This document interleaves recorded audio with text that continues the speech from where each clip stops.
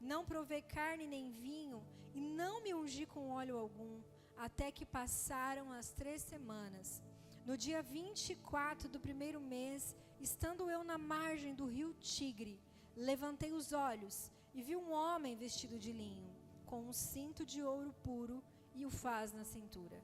O seu corpo era como berilo, o seu rosto parecia um relâmpago e os seus olhos eram como tochas de fogo. Os seus braços e os seus pés brilhavam como bronze polido, e a voz das suas palavras era como o barulho de uma multidão. Só eu, Daniel, tive aquela visão. Os homens que estavam comigo nada viram, mas ficaram com muito medo. Fugiram e se esconderam. Assim fiquei sozinho e contemplei esta grande visão. E não restou força em mim. O meu rosto mudou de cor e se desfigurou. E perdi as forças. Contudo, ouvi a voz das suas palavras. E ouvindo essa voz, caí sem sentido, com o rosto em terra. Eis que a mão de alguém tocou em mim e me ajudou a ficar de joelhos. Apoiado nas palmas das mãos, ele me disse: Daniel, homem muito amado, esteja atento às palavras que vou lhe dizer. Fique em pé, porque fui enviado para falar com você. Enquanto ele falava comigo, eu me pus em pé tremendo. Então ele me disse: Não tenha medo, Daniel, porque as suas palavras foram ouvidas. Desde o primeiro dia em que você dispôs o coração a compreender e a se humilhar na presença de Deus, foi por causa dessas suas palavras que eu vim. Mas o príncipe do reino da Pérsia me resistiu durante 21 dias. Porém, Miguel, um dos príncipes mais importantes, veio me ajudar e eu fiquei ali com os reis da Pérsia. Até aqui por enquanto, igreja. Amém? Eu quero falar um pouquinho, um panorama da vida de Daniel. Daniel, ele foi um homem exilado. Ele foi alguém que foi tirado de Jerusalém. Ele era da tribo de Judá. E o nome Daniel significa Deus é meu juiz. E ali, na época do reinado do rei Nabucodonosor, aquele rei, então, ele pede para que um eunuco, encarrega um eunuco, olha, vá a Jerusalém e ali você escolha homens de intelecto, homens nobres, homens inteligentes, homens de boa aparência, e tragam ele. E eles vão ficar 3 anos aprendendo sobre a cultura da Babilônia, aprendendo sobre a língua da Babilônia. E depois de 3 anos, eles vão estar prontos para me servir. E Daniel, ele estava no meio desses escolhidos. Tem um estudo que diz que ele tinha entre 14 a 17 anos. E ele ficou, então, exilado praticamente a sua vida toda, né? Vamos dizer, a sua vida toda. A Bíblia não diz, mas também tem estudos que dizem que Daniel, ele viveu até os seus 90 anos e viveu muito bem, fartos de dias.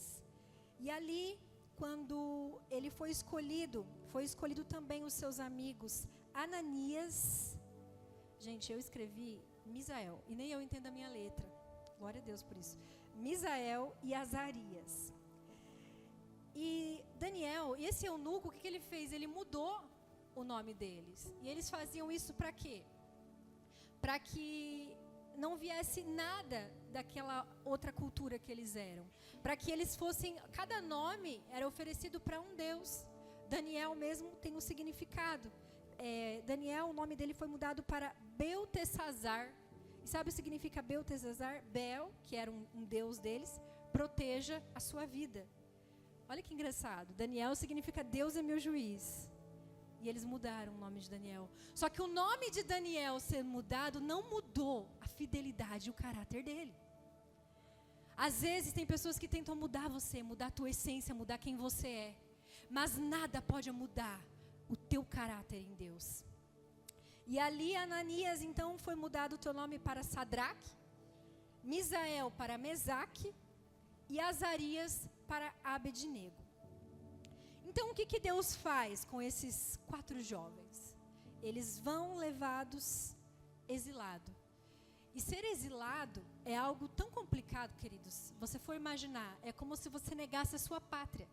Você precisa viver num lugar, num local, adorar o Deus deles, viver os costumes deles, falar o idioma deles, mesmo muitas vezes o seu coração estando da onde você foi tirado. Ele não foi tirado porque por concessão, não. Ele foi obrigado a estar lá, a viver na Babilônia e a servir o rei Nabucodonosor. Então ali a Bíblia vai dizer que Deus, ele concede inteligência para Daniel interpretar todos os tipos de visões e sonhos. Quando eles chegam ali na Babilônia, Daniel ele já tem ali um feeling do céu, e ele já entende que não é para ele comer aquelas iguarias, aquelas comidas, o vinho do rei. E ele fala, não vamos comer isso daqui. E daí o eunuco fala, não, mas daí você vai me colocar em maus lençóis. Ele fala, não, eu vou falar com o chefe de cozinha. Ele fala, olha só, se você fizer uma alimentação assim saudável, equilibrada, legumes, isso, aquilo, os homens, eles vão ter mais disposição. E por 10 dias, aquele chefe de cozinha, ele faz então aquilo que Daniel pediu. Ele realmente nota que os homens tinham mais vigor para trabalhar. Dentro disso, a gente começa a ver que Deus, muitas vezes, nos coloca em lugares, mas não é para que a gente coma a comida daquele lugar. Não é para que a gente, não é porque, eu estou aqui, então aqui ninguém é cristão, então eu vou, não. Até aonde você menos imagina, dá para você fazer a diferença onde Deus te coloca. E Daniel, ele soube fazer a diferença dentro da Babilônia. Amém? E a palavra vai dizer que aquele império cresce, a Babilônia cresce. E o rei Nabucodonosor cresce também o teu ego. A ponto daquele homem mandar fazer uma imagem, a sua escultura.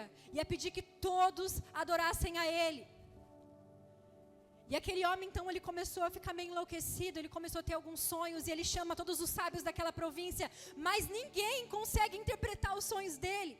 E ele foi muito pontual, porque ele falou assim, eu não quero que vocês desvendem só o mistério do meu sonho. Eu quero que vocês adivinhem o que eu sonhei. E ninguém conseguia. Então chamaram Daniel. E Daniel foi lá e desvendou todo aquele sonho daquele rei. E sabe o que ele conseguiu com isso? Ele não estava desejando nada. Ele se tornou governador. Só que você sabe que todo lugar que você vai, e quando você tem o brilho de Deus, você carrega o brilho de Deus, você incomoda. Amém? Será que só eu que passei aqui trabalhar em algumas empresas, alguns lugares, frequentar, que as pessoas parecem que criam uma perseguição com você. Você fala, meu Deus do céu. Por que será? E assim Daniel, ele começa a ser perseguido. Ele se tornou governador de toda a província de Babilônia. E ele era chefe supremo também. De todos os sábios ali, de todos aquelas pessoas, aqueles médiuns que desvendavam sonhos, ele era chefe deles. Você entende? Só que Daniel, ele foi um amigo fiel também. Diante de Nabucodonosor, ele falou assim, quando Nabucodonosor veio honrar ele lembrou dos 3 amigos dele. Ele falou, olha, eu peço ao Senhor que coloque como administrador da província da Babilônia os meus amigos. E daí ele foi lá. E o rei falou, quem são? Ananias, Misael e Azarias. Daniel foi fiel. Seja fiel a quem começou a caminhada com você. Porque muitas vezes você vai ser exaltado em alguns lugares. Mas se lembra de onde Deus te tirou. E se lembra também das pessoas que Deus colocou na caminhada com você. Às vezes tem gente que fala, não, a honra é só minha. Não. Será que você pode reconhecer as pessoas que te ajudaram a estar até aqui? As pessoas que oraram pela sua vida, que oraram pelo seu ministério, que oraram para que uma porta se abrisse na sua vida. Amém? Então a gente vê que Daniel, ele, além de ser judeu, exilado, amigo fiel, agora ele era governador. Mas ele também era um intercessor, como nós lemos aqui no capítulo 10. Daniel, ele estava intercedendo pelaquele povo. Um povo que já havia se afastado do Senhor. E ele já não aguentava mais tanto tempo que Jerusalém estava naquela condição. E ele orava, Senhor, até quando, Senhor? Até quando nós vamos viver desse jeito? Até quando? viveremos sem pátria. E ali diante daquela oração, veja isso. Parece que o céu estava mudo. Sabe quando parece que é um céu de bronze? Eu não sei se você já passou pela experiência de quanto mais você ora, parece que mais a perseguição aumenta. Quanto mais você ora, mais problema vem. E daí você fala, não é possível. Eu oro. E quanto mais eu oro, mais luta, mais batalha. Parece que Deus não está me ouvindo.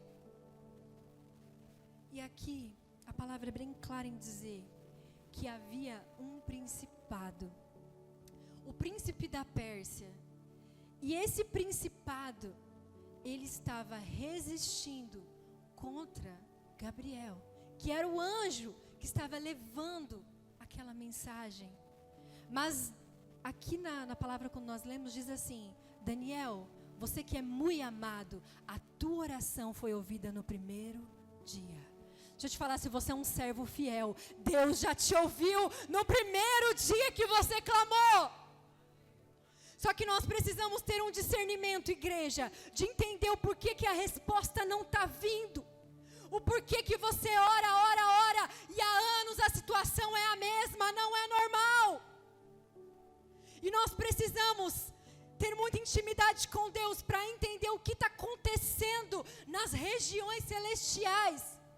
E Paulo ele fala sobre isso, a nossa guerra não é contra a carne ou sangue, mas contra os principados e potestades que atuam nas regiões celestiais. A intercessão, fica atenta, fica orando agora por mim e pela palavra, no nome de Jesus, porque eu sinto uma resistência muito grande do inferno nessa noite, eu sinto uma resistência muito grande, mas cadeias serão quebradas pelo poder do nome de Jesus. Tem pessoas aqui que estão esperando por respostas há anos. E sabe o que Deus me disse, filha? Eu ouvi a oração delas no primeiro dia. Mas existe algo nas regiões celestiais que estão impedindo que essa mensagem volte, que essa cura chegue, que esse milagre aconteça. Você sabe que por trás de cada cabeça de governo, cada domínio das trevas, existe um principado? Isso já desde os tempos antigos. Aqui ele fala o príncipe da Pérsia, mas ele fala assim, logo virá o príncipe da Grécia. E para cada cabeça de governo, cada governante, se ele não for um homem de Deus, existe um principado por trás dele. E é por isso que a gente acompanha hoje, nos dias de hoje, tanta ideologia, tantas coisas ruins acontecendo, tanta opressão. Quem é rico fica cada vez mais rico, quem é pobre vai ficando cada vez mais pobre. E assim a sociedade vai oprimindo o povo. E por trás de todas as decisões, existe um principado. E aqui não era diferente com Daniel. Existia um principado que estava impedindo. Mas daí Gabriel ele diz assim, mas eu tive que chamar o arcanjo Miguel, que é o arcanjo de batalha. E ele veio e interviu. Ele disse, o príncipe da Pérsia me resistiu por 21 dias. Eu não sei quanto tempo que você espera por algo, mas eu quero te dizer que pode ser que exista um principado por trás dessa batalha, resistindo ao poder de Deus. Não ao poder de Deus, mas resistindo muitas vezes à sua falta de perseverança. E aqui Daniel, ele teve perseverança. Porque ainda que o céu estivesse de bronze, e aqui ele estava desfalecido, e ele caiu. E eu quero dizer para você que muitos acreditam que seja um anjo, mas como eu li aqui, a visão de Daniel é muito parecida com a visão de João Batista, no livro de Apocalipse. Então eu acredito, e existe um estudo que acredita que Daniel teve uma teofania, ou seja, ele teve uma visão de Cristo antes da encarnação.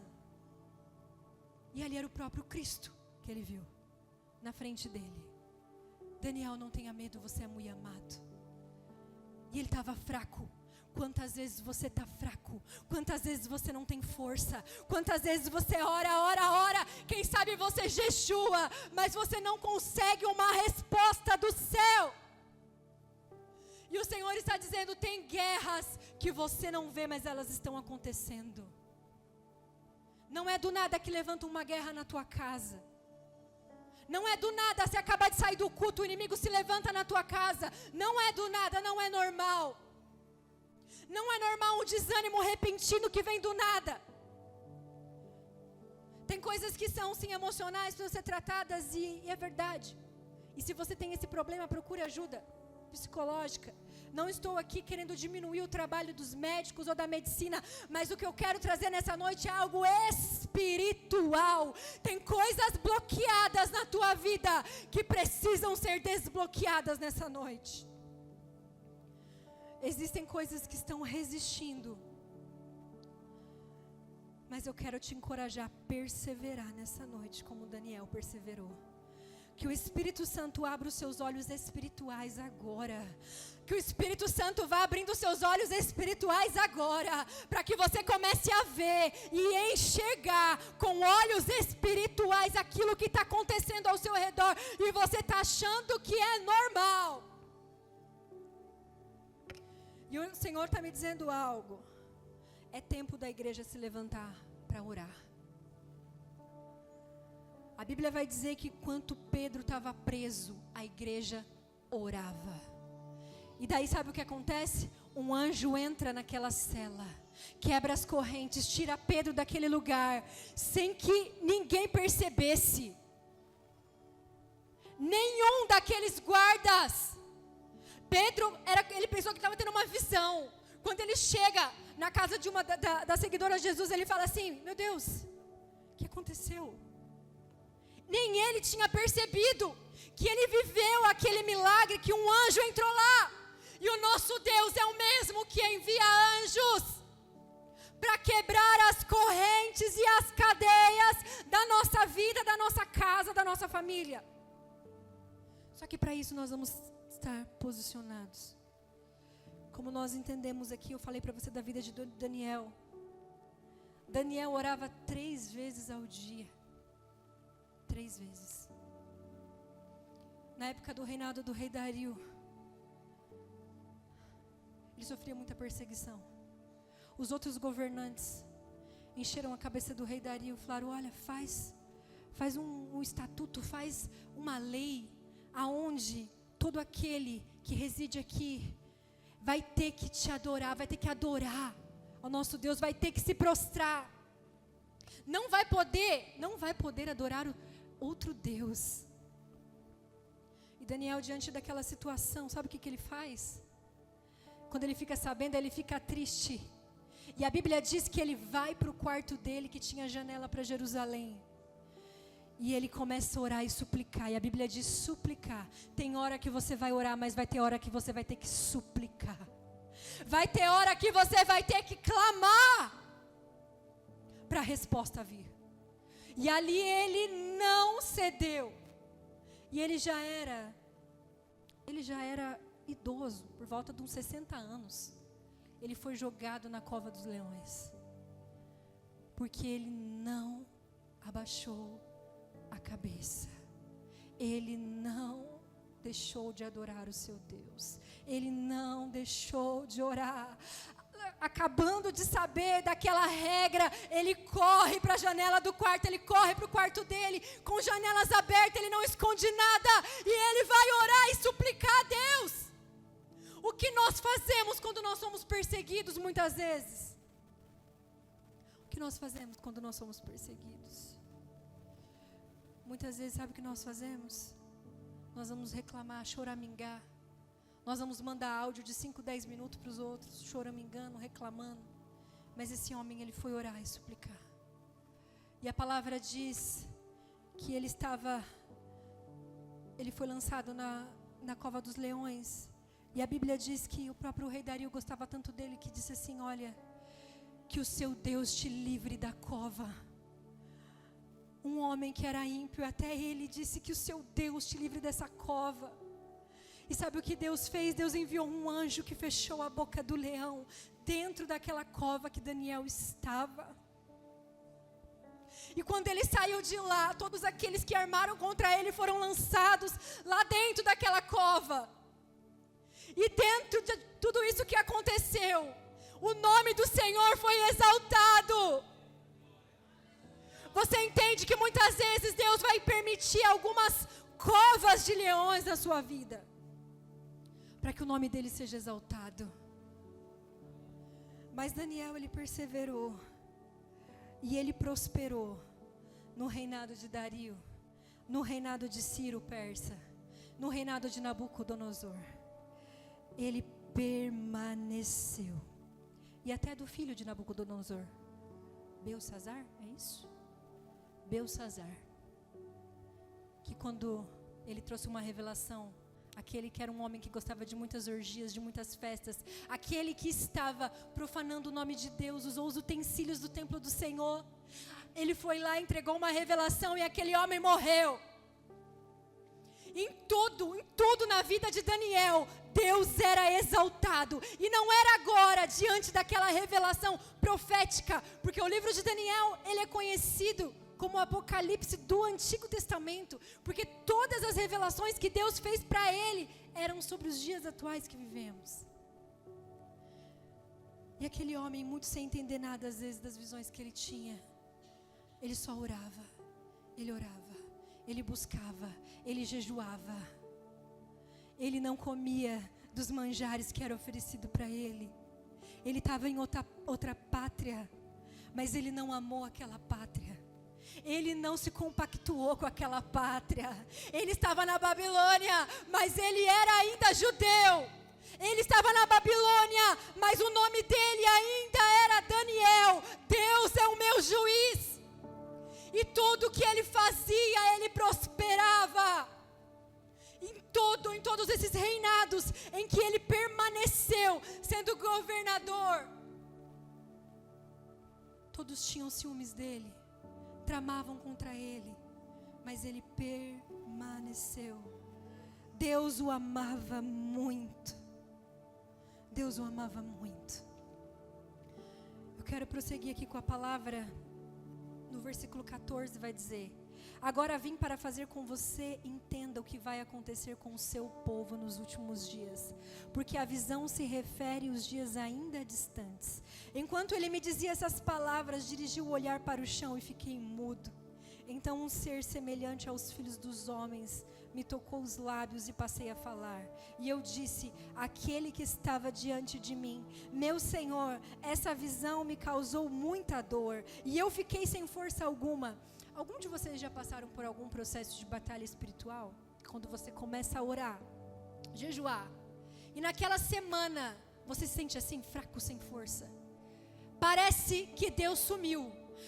Só parece.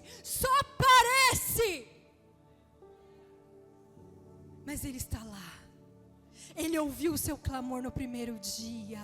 Quando você disse: Deus, atenta-te para mim, ouve o clamor. Deus, olha para mim.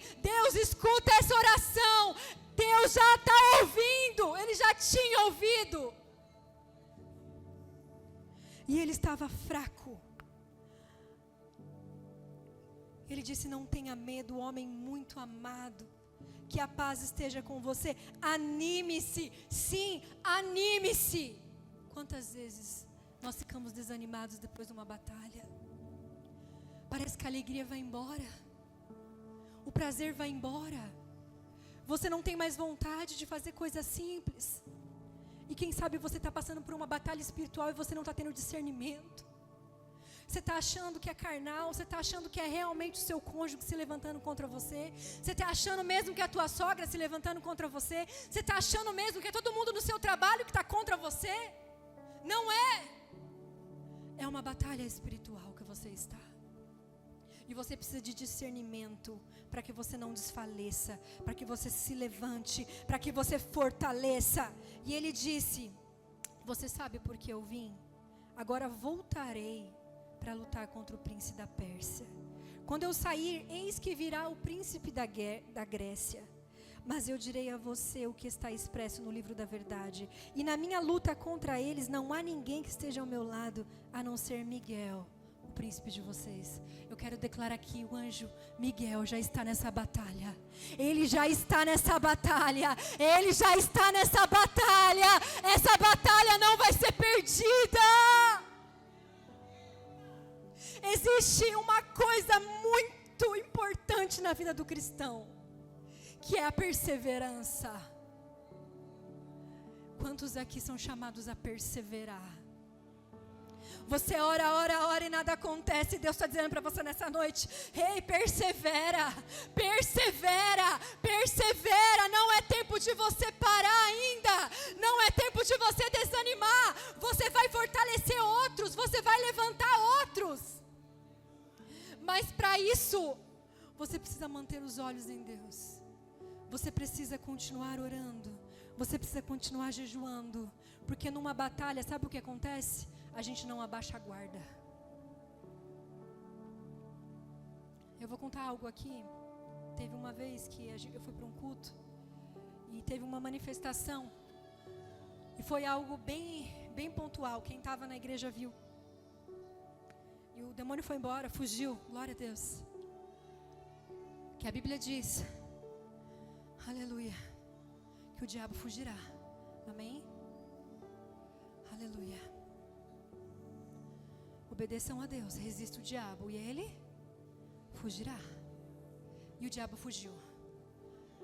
Só que sabe o que aconteceu? Passou uns dias, eu tinha ficado doente, a Lara ficou doente, eu dei uma baixada na guarda, sabe?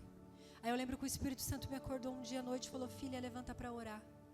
E eu falei: Deus, eu estou tão cansada hoje, amanhã eu oro. E eu não levantei. Aí passou o segundo dia, o Espírito Santo: filha, levanta para orar.